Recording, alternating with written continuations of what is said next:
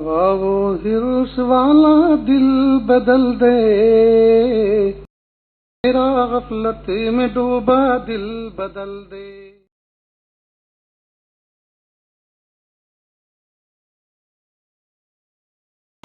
الحمد للہ وکفی وسلام علی عبادہ الذین اصطفی، اما بعد۔ اعوذ باللہ من الشیطان الرجیم، بسم اللہ الرحمن الرحیم۔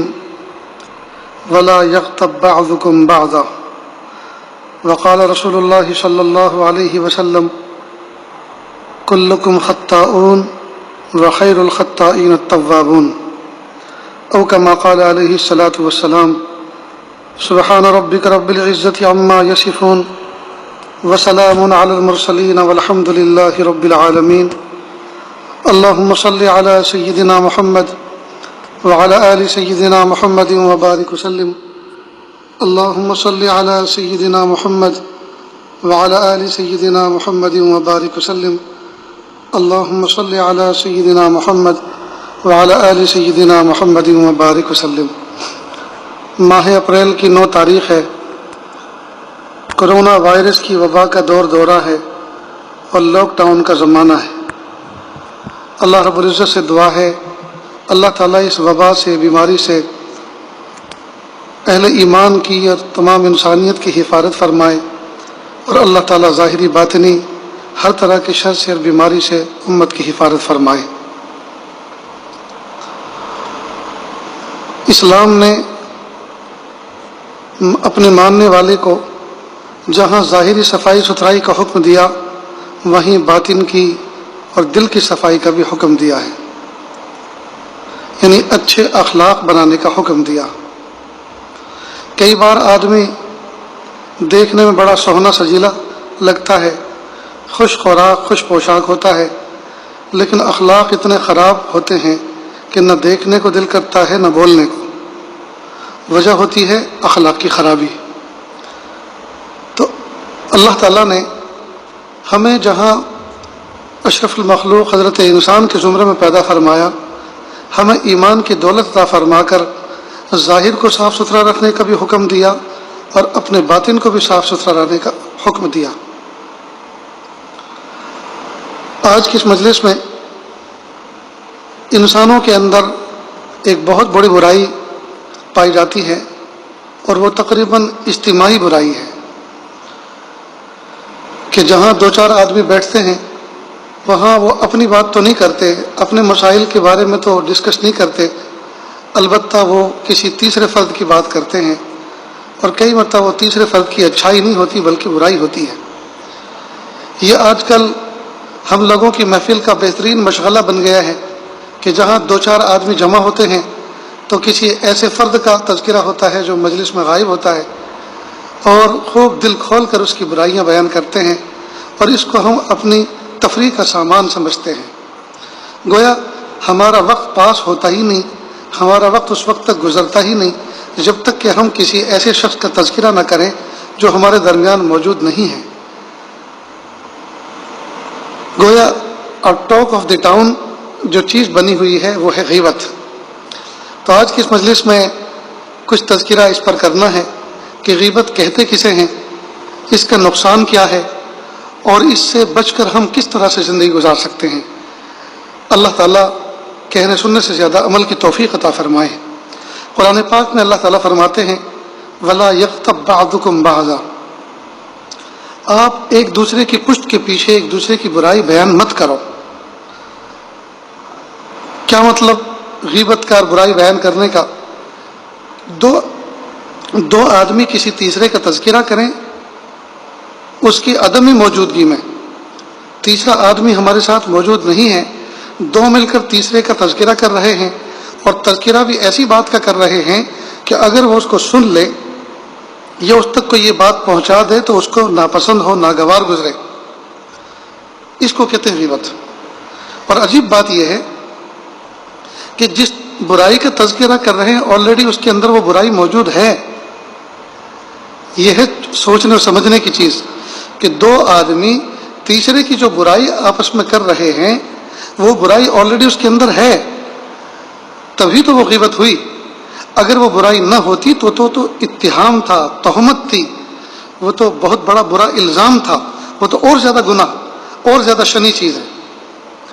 اب سوال یہ پیدا ہوتا ہے کہ دو آدمی تیسرے کا تذکرہ کر رہے ہیں، تیسرے کی برائی آپس میں بیان کر رہے ہیں، وہ برائی اس کے اندر موجود ہے بھی، تو بات تو خلاف واقعہ نہیں ہے، واقعے کے عین مطابق ہے، تو یہ تو سچ بول رہے ہیں، تو سچ کی تو اسلام نے ہمت افزائی کی ہے، یہاں اس کو برا کیوں کہا گیا؟ تو یہ ذرا سمجھنے کی چیز ہے۔ گویا کہ اللہ فرما رہے ہیں کہ ہاں یہ وہ سچائی ہے جو مجھے پسند نہیں ہے، غیبت وہ سچائی ہے جو اللہ کو پسند نہیں ہے۔ تو اس کا نقصان کیا ہے؟ اصل کیوں منع کیوں کیا گیا ہے؟ ریزن کیا ہے؟ ذرا اس کو سمجھیں، لاجک کیا ہے؟ اصل میں اللہ رب العزت نے ہر انسان کے اندر خوبیاں بھی رکھی ہیں اور خامیاں بھی رکھی ہیں، اچھائی بھی ہیں اور برائی بھی ہیں۔ محبوب صاحب نے فرمایا کلکم خطاؤن وخیر الخطائین التوابون، تم میں سے ہر شخص خطا کار ہے، تم میں سے ہر شخص خطا کار ہے، اور بہترین خطا کار تو وہ ہے جو اللہ سے اپنے گناہوں پر توبہ کرنے والا ہو، خطاؤں پر اللہ سے معافی مانگنے والا ہو۔ تو گویا ہمیں اس بات کا سرٹیفکیٹ تو مل گیا کہ ہمارے اندر 100% اچھائی نہیں ہے، برائیاں ہیں۔ اب یہ برائی کس طرح سے ہمارے اندر سے ختم ہو، باقاعدہ اس کا ایک سلیبس ہے، امر بالمعروف نہی عن المنکر کا ایک باقاعدہ ضابطہ ہے، اس کا ایک قانون ہے جو مختلف اوقات میں بیان بھی کیا جاتا ہے، ہم سنتے بھی ہیں، پڑھتے بھی ہیں، اور اس کی ایک اہمیت ہے کہ جب امر بالمعروف اور نہی عن المنکر ختم ہو جائے گا تو اللہ تعالیٰ کی طرف سے وبائیں آئیں گی، اللہ کی طرف سے پکڑ آئے گی، عذاب آئیں گے۔ چنانچہ آج کل ہم اسی سے گزر رہے ہیں کہ جب انسانوں نے امر بالمعروف نہی عن المنکر کرنا چھوڑ دیا تو اللہ تعالیٰ نے بیماری کو امر بالمعروف اور نہی عن المنکر بنا کے بھیجا۔ خیر وہ ایک الگ چیز ہے۔ تو اللہ تعالیٰ نے انسانوں کے اندر برائی کا بھی مادہ رکھا ہے اور اچھائیاں بھی رکھی ہیں۔ اب یہ برائیاں کس طرح سے ختم ہوں، اس کے ختم کرنے کا الگ سے ایک نظام ہے، لیکن یہ ان برائیوں کا فگر بڑھنے نہ پائے، یہ برائیاں معاشرے کے اندر جنم نہ لینے پائیں، آگے مثلا نہ بڑھنے پائیں، کہ آپس میں انسانوں کا جو ربط جو باہمی ہے، آپس کا تعلق ہے، وہ متاثر نہ ہونے پائے۔ اس لیے کہ اگر غیبت کو الاؤ کر دیا جائے، غیبت کو اگر جائز قرار دے دیا جائے تو ہر دو آدمی تیسرے کی برائی کر کے اس طرح سے اس دنیا کو برائیوں سے بھر دیں گے کہ ہر آدمی ایک دوسرے سے گھن کرے گا، نفرت کرے گا۔ پاکستان کے اندر 40 سائنسدانوں نے مل کر ایک کتاب لکھی اور اس کتاب کا نام ہے خدا موجود ہے۔ ہر سائنٹسٹ نے اپنی اپنی لائن کے اعتبار سے اللہ تعالیٰ کے وجود کو ثابت کیا۔ اس میں ایک سائنسدان نے جو ایگریکلچر کا فن زراعت کا ماہر تھا، اس نے اپنی لائن کے اپنے فن کے اعتبار سے اس بات کو ثابت کیا کہ اللہ موجود ہے، اور وہ اس طور پر کہ میں نے ایگریکلچر لائن میں غور اور تدبر اور فکر کرنے کے بعد اس بات کو سمجھا ہے کہ اللہ تعالیٰ نے ہر درخت کے ہر پتے کے اندر ایسی خصوصیت رکھی ہے جو اسی درخت کے دوسرے پتے کے اندر نہیں ہے۔ تو جب پتے کے اندر اللہ پاک نے الگ الگ خصوصیت رکھی ہے تو انسان تو اشرف المخلوق ہے، پھر انسان کے بچے کے اندر اللہ پاک نے الگ الگ صلاحیت کیوں کر نہیں رکھی ہوں گی؟ اور بات بالکل صحیح ہے، اللہ پاک نے انسانوں کے اندر خوبیوں کا خزانہ رکھا ہے، تو اللہ پاک نے انسان کو خوبی والا بنایا ہے۔ ہاں البتہ اس کے اندر کچھ خامیاں بھی ہیں، کمیاں بھی ہیں۔ اب اگر کمیوں کا تذکرہ آدمی کرتا رہے عدم موجودگی میں، دو آدمی تذکرہ کریں تیسرے آدمی کی خامی کے بارے میں اور وہ آدمی وہاں موجود بھی نہیں ہے، تو اس خامی کی تذکرہ کرنے سے نہ ان دونوں کو نفع ہوگا نہ اس شخص کو نفع ہوگا جس کے بارے میں برائی کی جا رہی ہے، بلکہ اس کو تو سننے کے بعد تکلیف ہوگی۔ اور سنیے اور کیا حکمت ہے اس کی، کہ اگر لوگ آپس میں برائیاں کرنے لگیں ان افراد کے بارے میں جو ہم ان کے سامنے موجود نہیں ہیں، اس لیے کہ سامنے برائی کرنے کے لیے تو دل گردہ چاہیے، ہمت چاہیے، ہر آدمی تو جٹا نہیں پاتا ایسی ہمت کے منہ پہ کچھ کہہ دے، اور جو کہتے ہیں تو وہ آپس میں دھینگا مشتی کرتے ہیں، پھر لڑائی ہوتی ہے، جنگیں ہوتی ہیں، قتل و غارت گری ہوتی ہے۔ تو عام طور پر یہ برائی جو ہے وہ پشت کے پیچھے کی جاتی ہیں۔ تو اگر برائی کو اسلام الاؤ قرار دیتا، جائز قرار دیتا، اس کی پرمیشن ہوتی، تو ظاہری بات ہے کہ انسانوں کی خوبیوں کے تذکرے تو نہ ہوتے، برائیوں کے تذکرے ہوتے، پھر اللہ پاک نے ہر انسان کے اندر جو صفات رکھی ہیں، خوبیاں رکھی ہیں، پھر کوئی آدمی کسی کی خوبی سے فائدہ نہیں اٹھا سکتا تھا۔ مثال کے طور پر آپ نے ایک نیا مکان بنایا، اس کی فرنش ہو گئی، صفائی ستھرائی ہو گئی، اب اس کے اندر آپ کو فور سیلنگ کروانی تھی، یعنی جس کو پی او پی کرانا کہتے ہیں، چھت کے اندر ڈیزائن بنانے تھے، اس میں لائٹنگ کروانی تھی، خوبصورت پھول پتیاں اس میں بنوانی تھی، ڈیزائن بنوانے تھے، تو آپ نے کسی کانٹریکٹ کو اس کا کانٹریکٹ دیا، کانٹریکٹر کو کانٹریکٹ اس کا دیا۔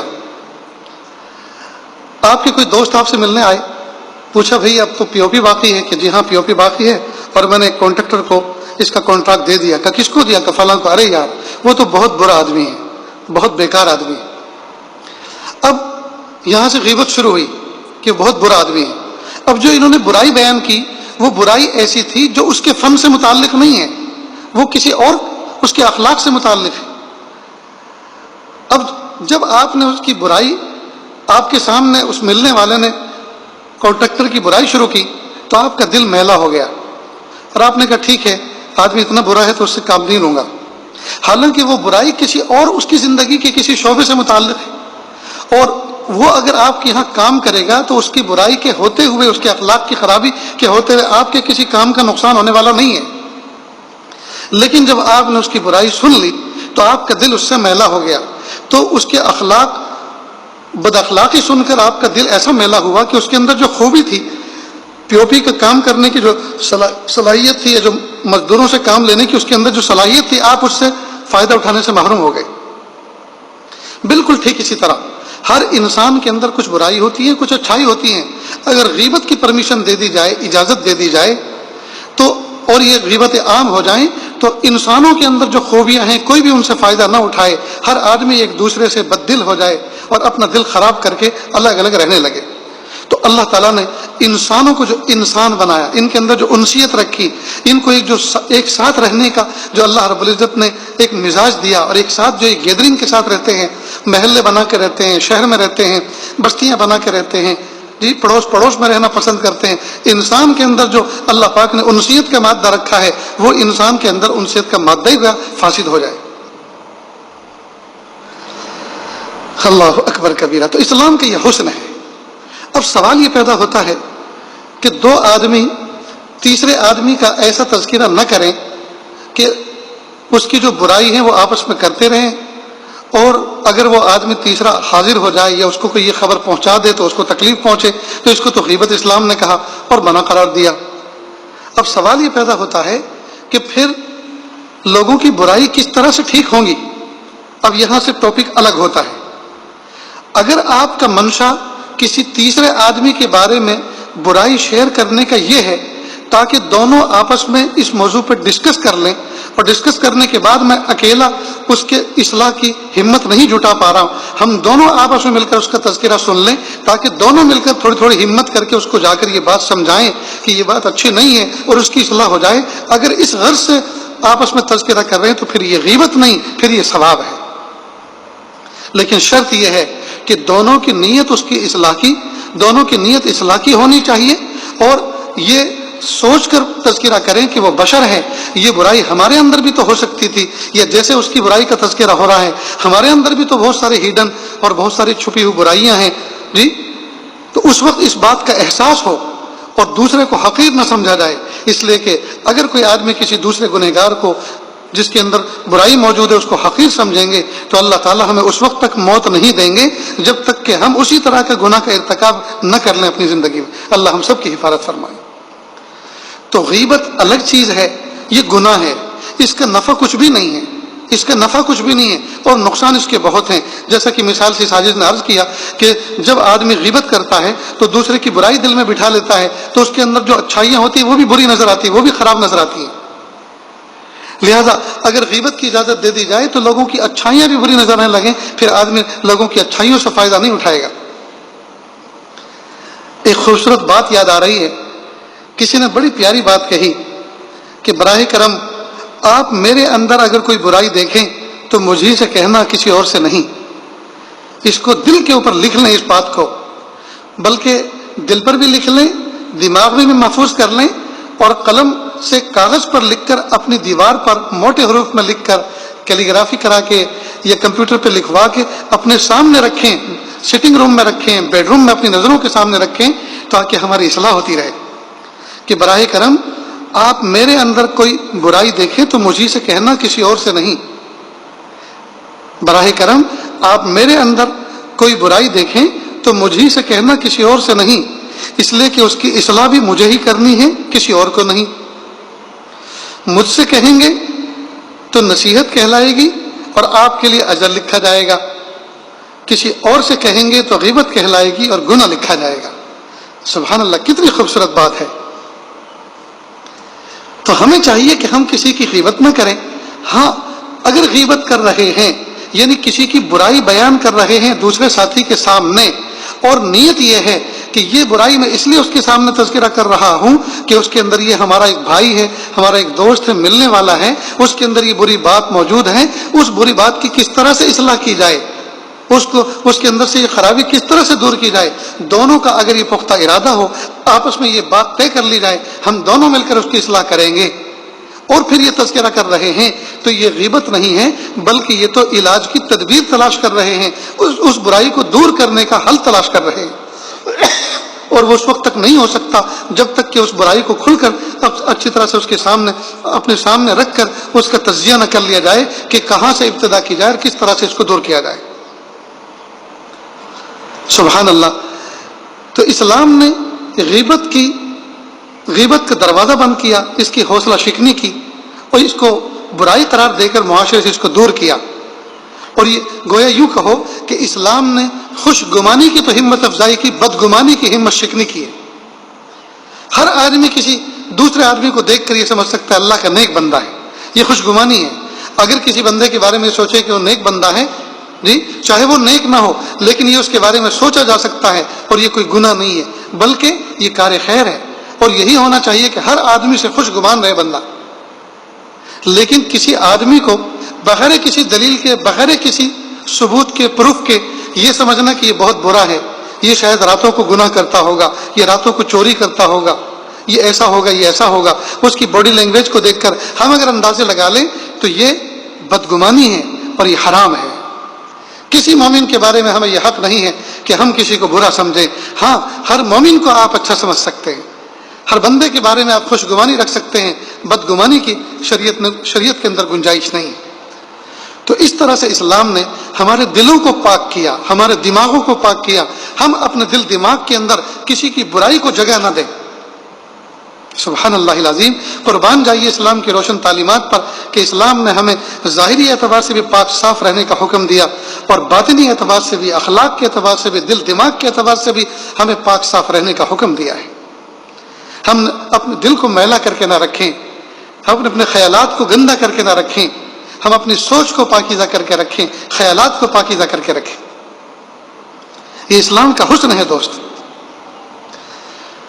تو اگر ہم دو آدمی مل کر تیسرے بندے کی گفتگو کر رہے ہیں تو اس وقت اجازت ہے جب کہ دونوں کا ارادہ اس بات کا ہو کہ دونوں مل کر اس برائی کا حل نکالیں، یہ دونوں میں سے کوئی ایک ہمت جٹا لے اور دوسرے سے ہمت افزائی حاصل کر لے کہ میں اس برائی کو اس کی نکالوں گا انشاءاللہ، اور وہ اللہ کا بندہ ہے، ہمارا دوست ہے، اگر یہ برائی اس کے اندر سے نکل جائے گی تو وہ دھوبی بیٹا چاند سا ہو جائے گا، اس کے اندر خوبیاں آ جائیں گی۔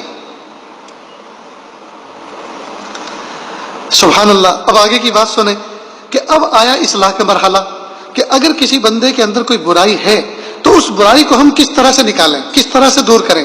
تو ظاہری بات ہے یا تو ہمیں لکھ کر دینا ہوگا یا اپنی زبان سے بولنا ہوگا۔ تو لکھ کر دیں یا زبان سے بولیں تو اس کا طریقہ کیا ہو؟ تو یاد رکھیں، جو بات اخلاص کے ساتھ کی جائے، احسن طریقے سے کی جائے اور مناسب موقع پہ کی جائے، مناسب موقع پہ کی جائے تو وہ بات دل پر اثر کیے بغیر نہیں رہتی۔ اخلاص کے ساتھ کی جائے، اچھے انداز سے کی جائے اور مناسب موقع پر کی جائے تو وہ بات ہمیشہ اثر انداز ہوتی ہے، اثر کیے بغیر وہ نہیں رہتی۔ ہم نے کئی مرتبہ سنا ہے، بہت سے لوگ کہتے ہیں کہ یار میں جب بھی کوئی بات کہتا ہوں تو لوگوں کو بری لگتی ہے، میری بات لوگوں کو بری لگتی ہے، لیکن بات ہوتی سچی ہے۔ بات مانا کہ آپ کی بات سچی ہوتی ہے، لیکن آپ کے کہنے کا انداز ہی ایسا ہوتا ہے کہ جس کی وجہ سے برا لگتا ہے. آپ اپنے کہنے کے انداز کو بدل دو تو بات تو سچی اچھی ہے ہی آپ کی. اگر انداز بھی اچھا ہو جائے تو پھر سونے پہ سہاگا. یہ عاجز ہمیشہ ایک مثال دے کر یہ بات کو سمجھنے کی سمجھانے کی کوشش کرتا ہے. مثال کے طور پر کسی کی جوان بیٹی ہے. اب آپ نے اس کے دروازے پہ کھڑے ہو کر اس کے جوان بھائیوں کے سامنے، باپ کے سامنے، ماں کے سامنے دروازے آپ نے کہا اے لڑکی تجھے کچھ ہوش ہے کہ نہیں ہے؟ تو کیسے راستے میں جاتی ہے چلاتے ہوئے بات کرتی ہوئی؟ تیرا دماغ خراب ہو گیا؟ ہمیشہ آواز پست رکھا کر، نظریں جھکا کے رکھا کر، حجاب پہن کے رکھا کر. اب آپ نے کسی جوان العمر بیٹی کو دروازے میں کھڑے ہو کر اس کے اس طرح سے کہہ دیا، اس کے بھائیوں کے سامنے، ماں باپ کے سامنے اس کی انسلٹ کر دی، تو وہ تو اپنوں کے اندر رہتے ہوئے تھوڑی سی دیر اجنبی سی ہو گئی، اس کا دل تو بڑا ٹوٹا.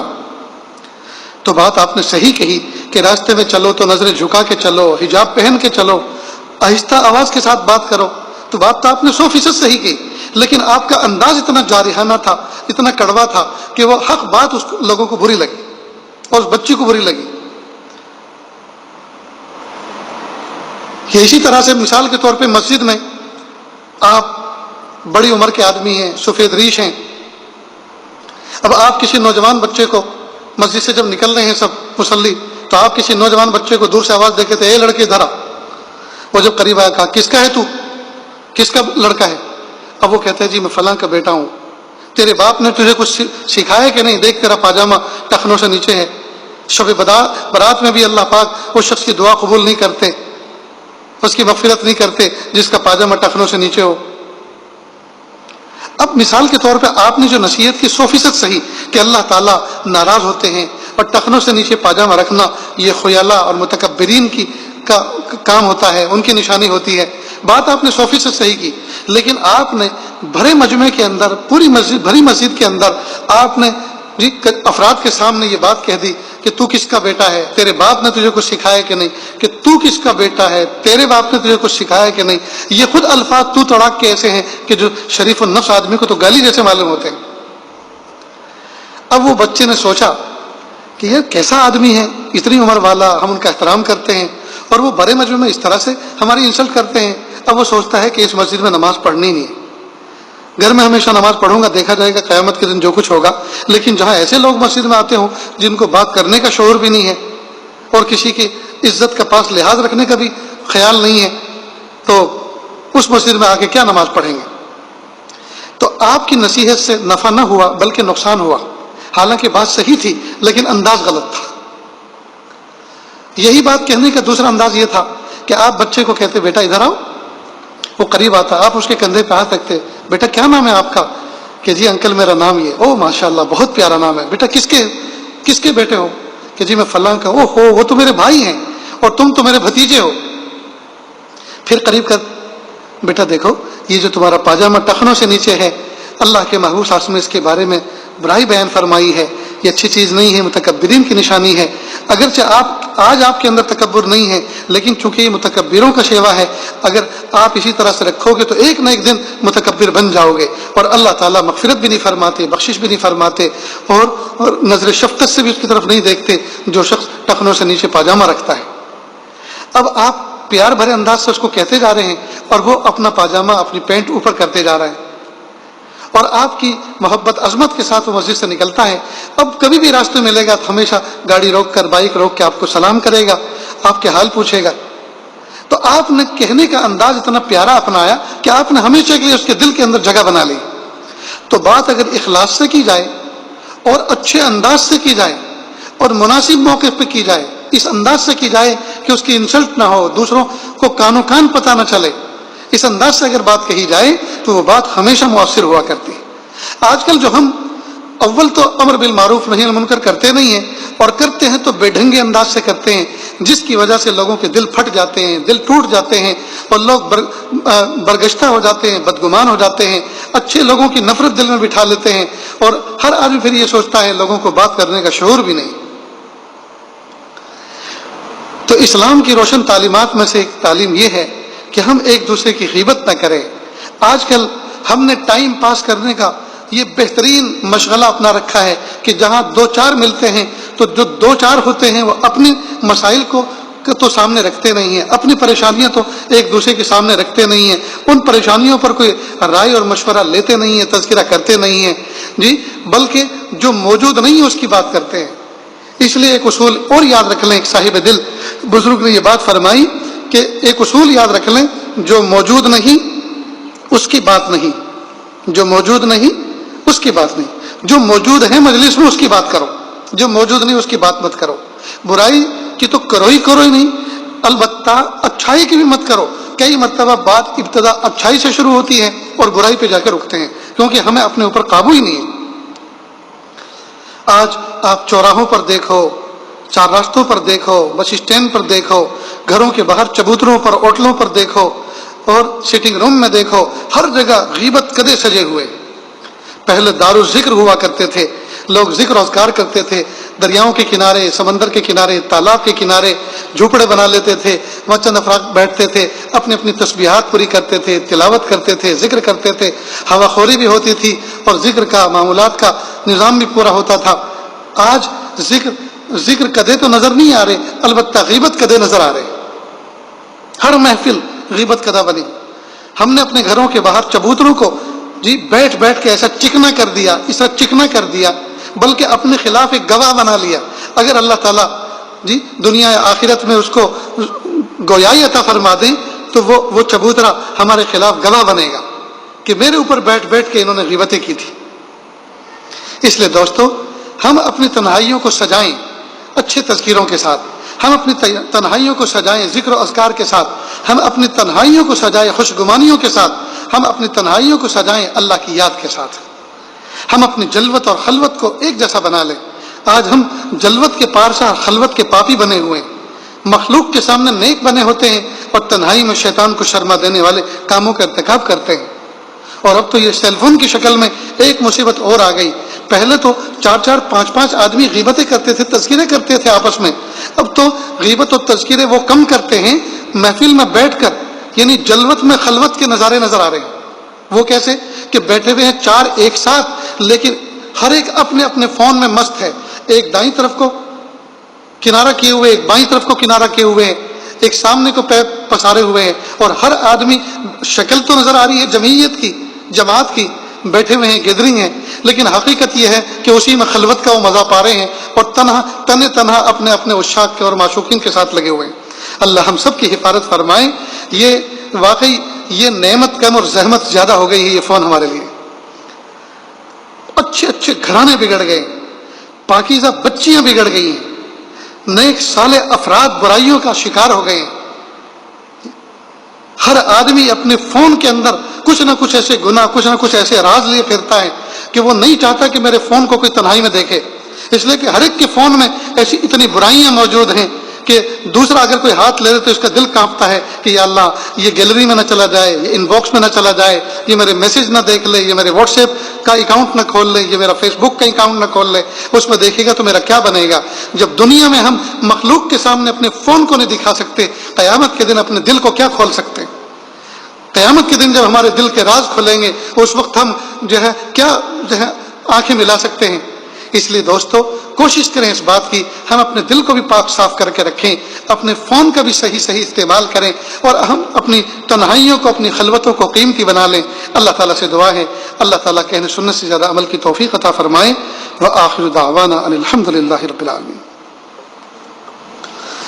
اللهم صل على سيدنا محمد وعلى آل سيدنا محمد وبارك وسلم لا أحصي ثناء عليك أنت كما أثنيت على نفسك رب اغفر وارحم وأنت خير الراحمين حسبي الله لا إله إلا هو عليه توكلت هو رب العرش العظيم۔ اللہ جی ہم ظاہر میں آپ کے بندے اور بندیاں ہیں، حقیقت میں نہایت گندے ہیں، اللہ ہمارے